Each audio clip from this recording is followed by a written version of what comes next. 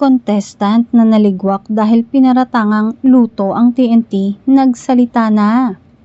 Nagbigay ng pahayag si tawag ng tanghalan contestant Marco Adobas matapos niyang paratangang luto umano ang laban sa naturang kompetisyon. Sa comment section ng profile picture ni Marco na in-update niya noong Huwebes, March 27, humingi siya ng kapatawaran sa nangyari. Sa mga wala pong alam sa nangyari, may pag-uusap na po sa pagitan ng management ng Showtime.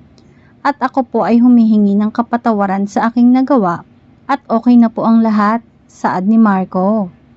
Dagdag pa niya, ako po ay nadala ng bugso ng aking emosyon kaya sana po ay maunawaan niyo na.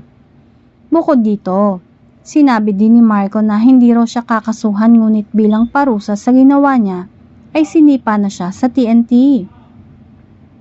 Matatandaang nauna nang inanunsyo ng It's Showtime na dinisqualify na si Marco dahil sa ginawa nito.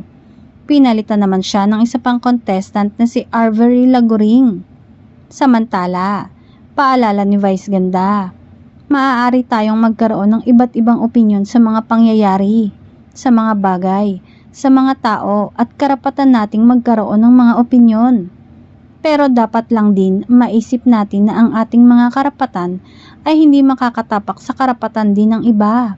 Iba ang opinyon pero iba ang akusasyon. Maging mapanuri sa mga inilalagay o pinopost sa social media. Dahil anumang inilalagay nyo dyan ay maaaring ikapahamak ng iba at maaaring ikapahamak mo at pagsisihan mo.